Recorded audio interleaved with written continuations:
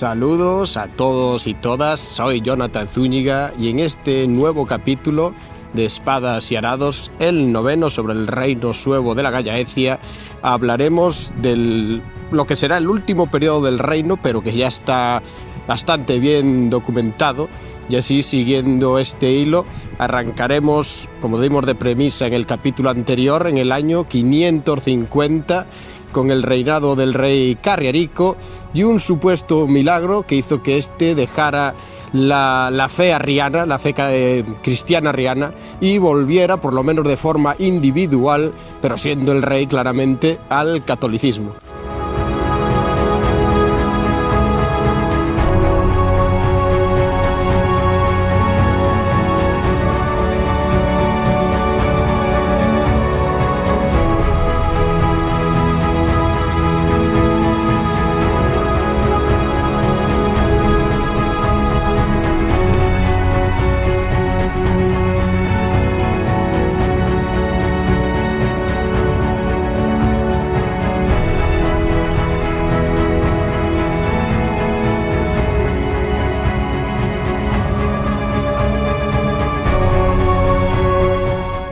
Y de esta manera empieza mencionando Gregorio de Tours, en las Galias, en tierra de los francos, a este rey Carriarico, rey suevo, que al parecer está desesperado por curar a su hijo de una enfermedad, tipo, también no sabemos muy bien qué enfermedad era, sea tipo lepra o una enfermedad infecciosa, no lo sabemos, pero que se encuentra de manera tan desesperada que, siendo arriano como sus precedentes en el periodo oscuro, pues decide mandar una delegación, unos legados, propiamente a Tours, para pedir si podía traer las reliquias del antiguo obispo de Tours, San Martín de Tours, puesto que estas reliquias tenían fama de ser milagrosas y pudiera darse el caso de que curaran a su hijo. Decir que Carriarico, por lo que vemos, ya era rey antes del año 550, es decir, no sabemos cuándo empezó a reinar, tampoco sabemos realmente quién era su hijo. Hay la hipótesis que será el futuro rey Teodomiro, puede ser, pero bueno, Teodomiro ya hablaremos de él cuando le toque, con un capítulo prácticamente solo para él. Pero lo cierto es que, al parecer, esa primera delegación que manda Carriarico a las Galias, a Tours, no trae buen fruto, es decir, las reliquias no son enviadas, sí que es recibida, pero seguramente por ser arriano y demás no encuentra la fórmula de que estas reliquias lleguen a la Gallaecia.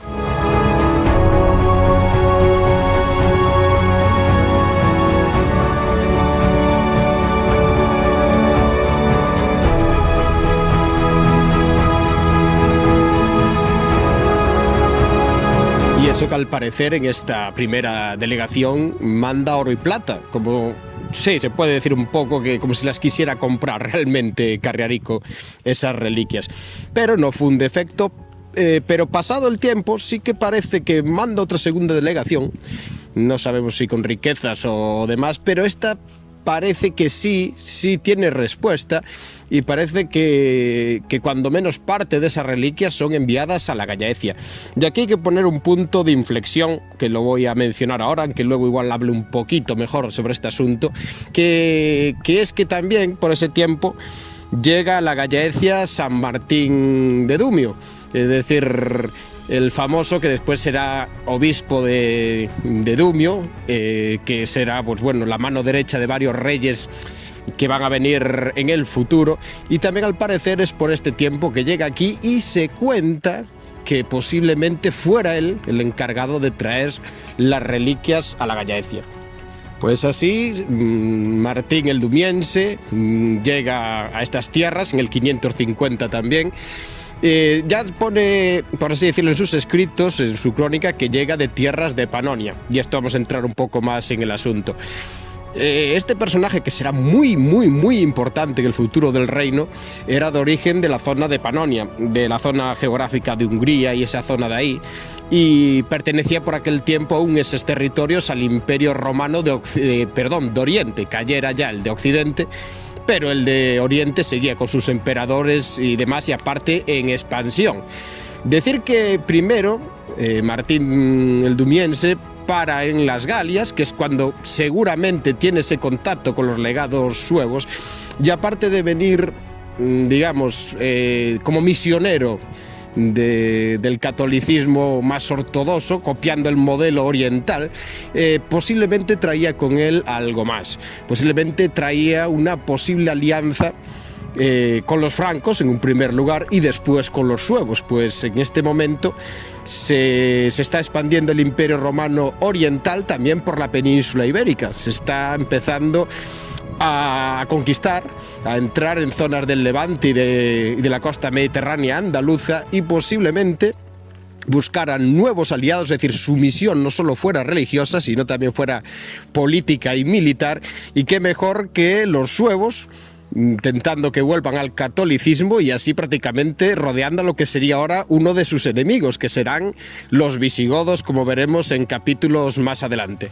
Pues sigamos con esa hipótesis un poco más romántica, por así decirlo, adelante con ella, y es que Martín el Dumiense llega a la Gallaecia con las reliquias o parte de las reliquias de San Martín de Tours, todo queda en Martínez en este periodo, y se produce el milagro. Se produce el milagro de que el hijo del rey Carriarico se cura, y Carriarico se convence totalmente que fue gracias a esas reliquias milagrosas. De tal manera hace tal impacto en él, que ya veremos el gran trabajo que hace Martín de Dumio, que hace que el rey se vuelva católico. Es decir, no el reino en sí, pero el rey, ahora viendo el milagro, pone toda su fe en el cristianismo ortodoxo, es decir, el cristianismo católico, y se hace católico. Y aún es más, que en la ciudad de Auriensis, hoy en día Ourense, funda un templo, se dice una pequeña catedral, en honor a San Martín, que aún hoy es la catedral de Ourense. Se cree que eso es el germen, es la base de la catedral de Ourense, para que reposen allí esas reliquias traídas de las Galias. Es decir, si el objetivo de Martín el Dumiense era políticamente y religiosamente transformar el reino suevo, parece que empieza con un gran pie, hace que el rey se vuelva católico y al mismo tiempo que esté muy bien visto por este y empiece a tener ya influencia en la corte sueva. Deciros también que se cree que por este tiempo Carriarico posiblemente tuviera la corte en Ourense, no en Braga, porque funda allí la catedral y se cree que él también viviría allí, claramente, es decir, tendría su corte pues en la ciudad de Las Burgas, como se llama hoy en día, y no geográficamente en Braga, por lo que también es un dato curioso, pero cogiéndolo con pinzas.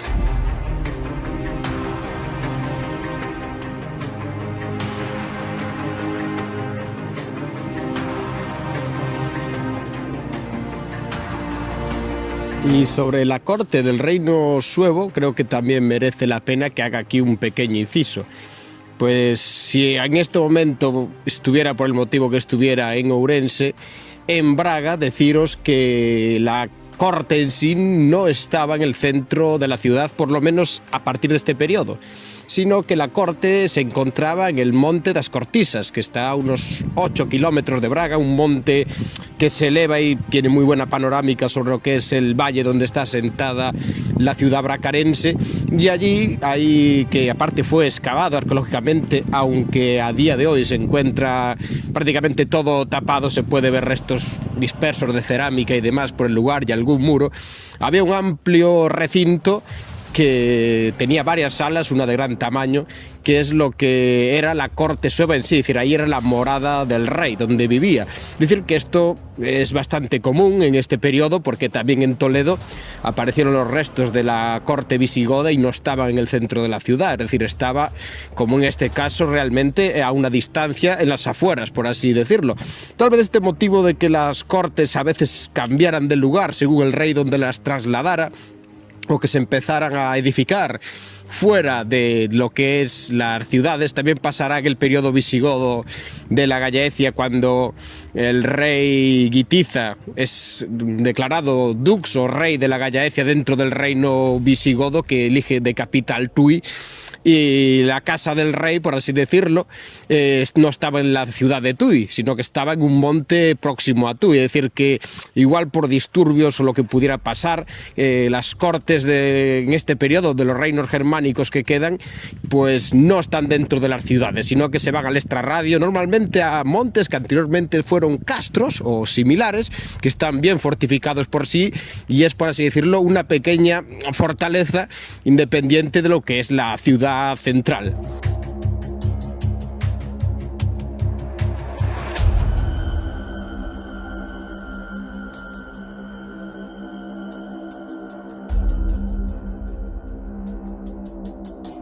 Pero ahora vamos a entrar en un pequeño momento de confusión que intentaremos aclarar hipotéticamente y personalmente de la mejor manera. Y es que Carriarico, con ese nombre, solamente lo menciona Gregorio de Tours. Si nos vamos a Isidoro de Sevilla, por ejemplo, nos menciona que el rey que hace pasar a los suevos del arrianismo al catolicismo es Ariamiro y Teodomiro. Es decir, que no menciona para nada a este supuesto rey suevo Carriarico. Y así tenemos que aparece en el año 559, por lo que si Carriarico existió de verdad, gobernaría hasta el 558,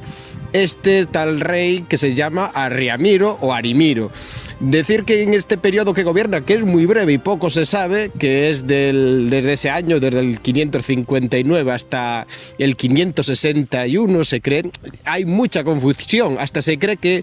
Carriarico y Arimiro son el mismo rey, es decir, uno con la forma franca de llamarle, más germana, Carriarico, y otra ya con una forma latinizada, más occidental, más de la península ibérica, más hispana, que es Ariamiro, pero que son la misma persona. Y después también hay otra confusión, creo, que se dice que realmente ni existió Carriarico ni Arriamiro, sino que era Teodomiro, que este sí será un rey que tenemos muchos datos de él, por lo que dudo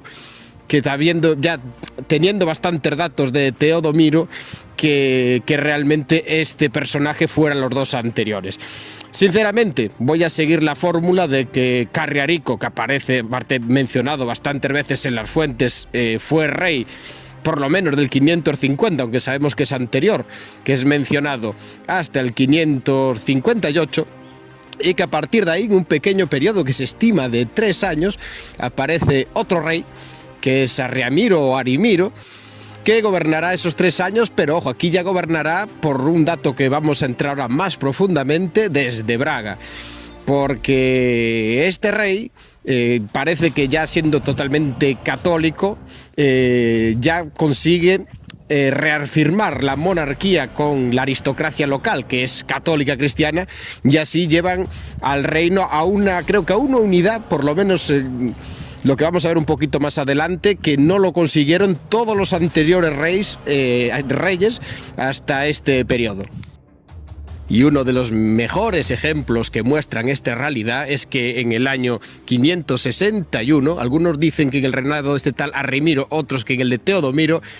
se produce el primer concilio de Braga, ordenado por el Papa Juan III desde Roma. Es decir, esto es un increíble paso ya abiertamente a que el reino prácticamente ya es católico. Es decir, que hacer un concilio oficial, se cree que el impulsador realmente fue Martín el Dumiense, que va a pasar a ser a partir de ahora como la mano derecha de los reyes, pero ya se ve un punto de inflexión en que prácticamente el arrianismo desaparece del mapa. Pero ojo, desaparece el arrianismo, pero otras anteriores que aquí estaban y ya tendríamos hablado de ellos, parece que están aún muy presentes en la Gallaecia, pues el tema a tratar de este concilio es el problema del priscilianismo. Sí, de nuevo Prisciliano, que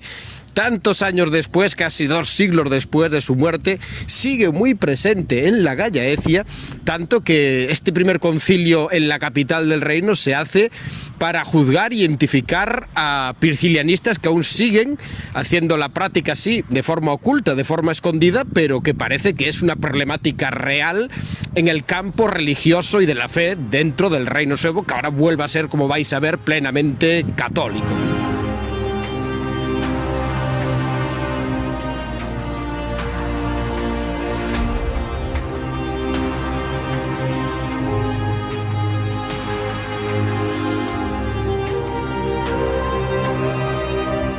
Y ahora sí vamos a entrar en el primer concilio de Braga convocado, en este que realmente que lo convoca es el Papa Juan III,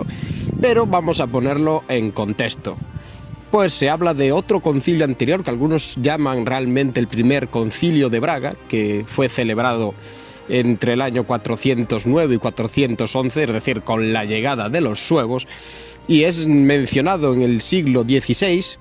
por un religioso de Portugal, pero es decir que este concilio se considera falso, es decir, se considera que fue una invención porque mezcla muchas cosas, mezcla órdenes jerárquicos de la Iglesia que por aquel tiempo aún no existían, y es muy confuso todo, por lo que la mayoría de autores dan por falso ese supuesto primer concilio de Braga en el siglo V.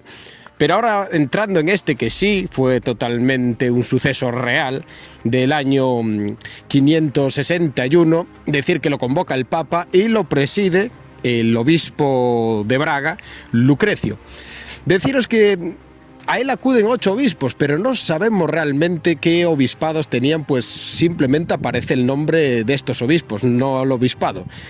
Se sabe que hasta el siglo VI, que es el que estamos ahora, en la Gallaecia había 6 obispados, que sería Braga, Lugo, Astorga, León, Aquircelenis, que sería hoy en día Caldas de Reis en Galicia, y Chaves, que donde era pues obispo el famoso Idacio, y fue el único obispo que tuvo Chaves.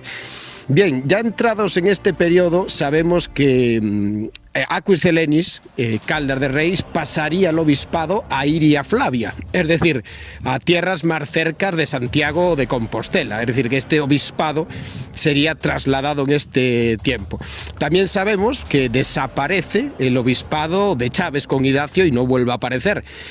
Podemos sumarle ahí el obispado ahora de Ourense, con su nuevo gran templo y nueva capital,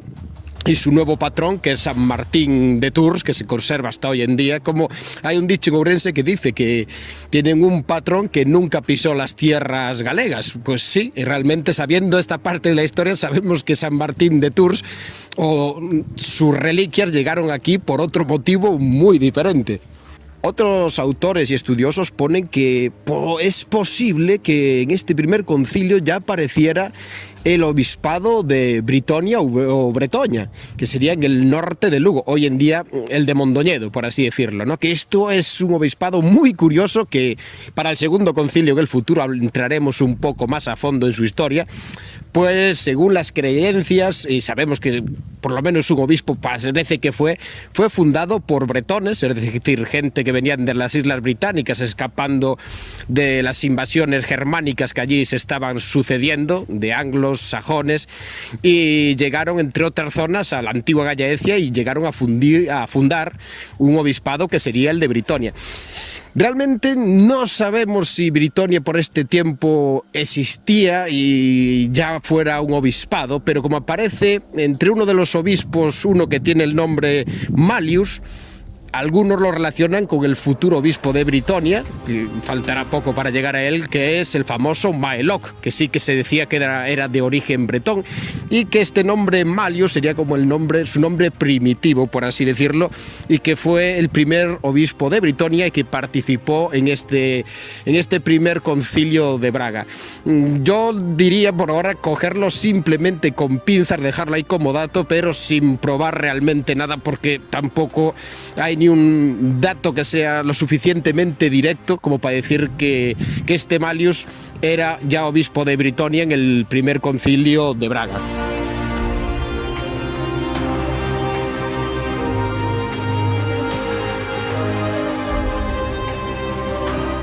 En cuanto a las actas que nos quedan de este primer concilio, hay que decir que son muy interesantes, pues aunque se trata solo un tema que son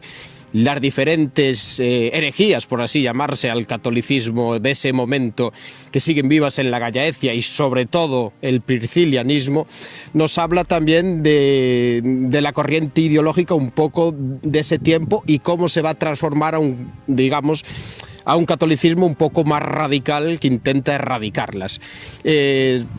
Aunque Lucrecio es el obispo de Braga que preside el evento, viendo después en el futuro las anotaciones y crónicas que nos quedan de Martín el Dumiense, podemos ver claramente que estaría muy influenciado por esto y que estaría presente, vamos, porque habla un poco de la gallaecia que él vio cuando escribe su crónica, de la gallaecia que él vio cuando llegó aquí, aún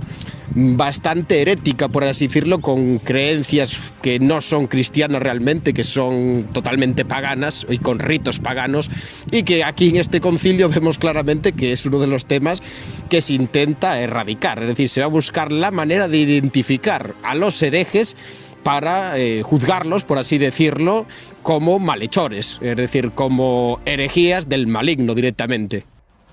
De esta manera son 15 puntos que aparecen en las actas, que los voy a resumir así un poco por encima, hasta son algo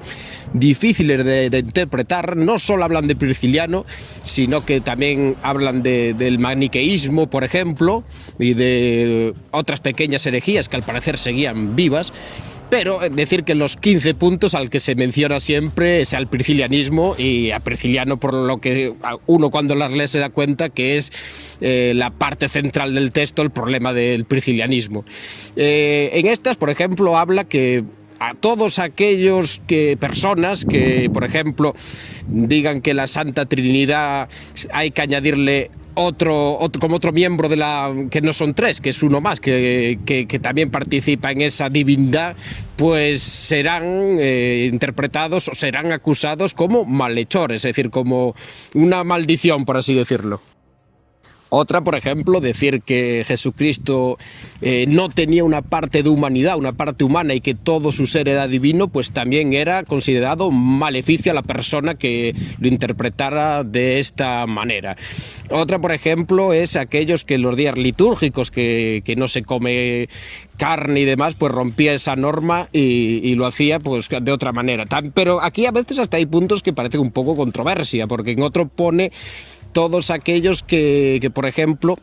que solo comían vegetales, digamos vegetarianos hoy en día, y que ni siquiera lo mezclaban con la carne, pues también era un síntoma de priscilianismo aún, bueno, gente que practicaba aún la fe de Prisciliano. Otro punto, por ejemplo, que esto viene realmente del maniqueísmo y luego del priscilianismo, es todos aquellos que decían o contaran que el demonio no fuera antes un ángel benigno, es decir, que no fuera un ángel bueno, que por su comportamiento o sus discrepancias con Dios lo condenó a ser el diablo, sino que en el maniqueísmo y el priscilianismo pues se decía de que todo tiene una parte buena y todo tiene una parte mala, y que el diablo nació por sí como parte mala por naturaleza, no porque antes fuera un ángel bueno de Dios. Entonces todo aquel que predicara esto, dijera esto, también sería maniqueo y priscilianista. También se juzgaba y se consideraba maleficio a aquellos que veían el sexo como un pecado carnal siempre en todas sus condiciones. Es decir, que todo aquello que tuviera que relacionado con el mundo del sexo, que pensaran que todo era pecado, también se creía que estaban ejerciendo el priscilianismo. O que si alguno dice que las almas humanas fueron echadas del cielo celestial por maldades, por así decirlas, y fueron tiradas al mundo de la tierra de los hombres, y ahora las almas que poseemos pues son almas despreciadas del cielo. Es decir, menciona 15 puntos que se basan básicamente en eso, la manera de identificar aún, sobre todo a priscilianistas y personas que practican pequeñas herejías dentro de la gallaecia.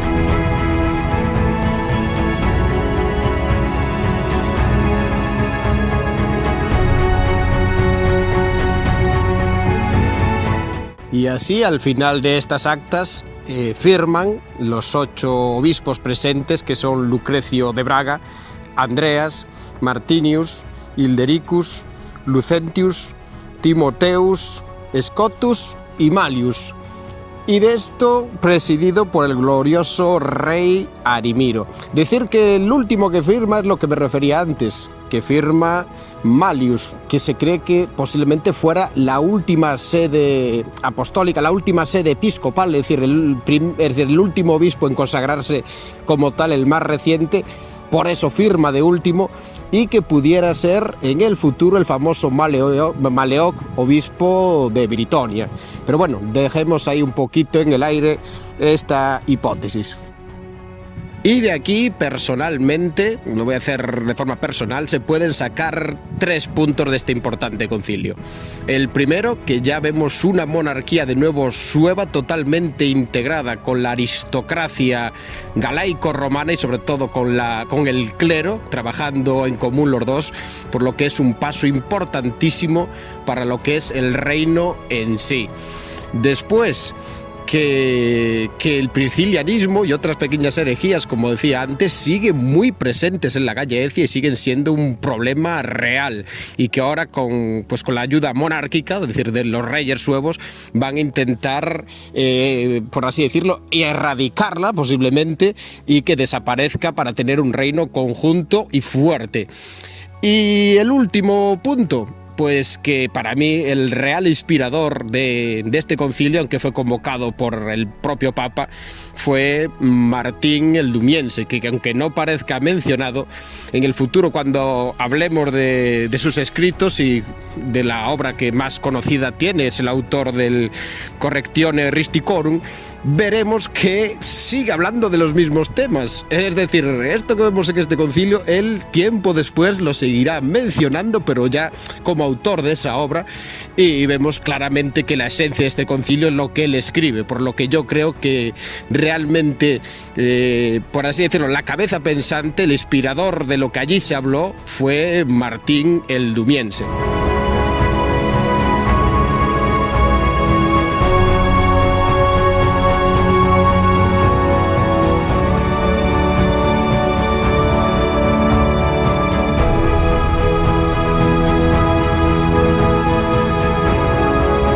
Martín el Dumiense, como será más conocido en el futuro, San Martín de Dumio, o en galego San Martiño de Dumio, que como veréis tendrá un protagonismo importantísimo en el final del reino suevo.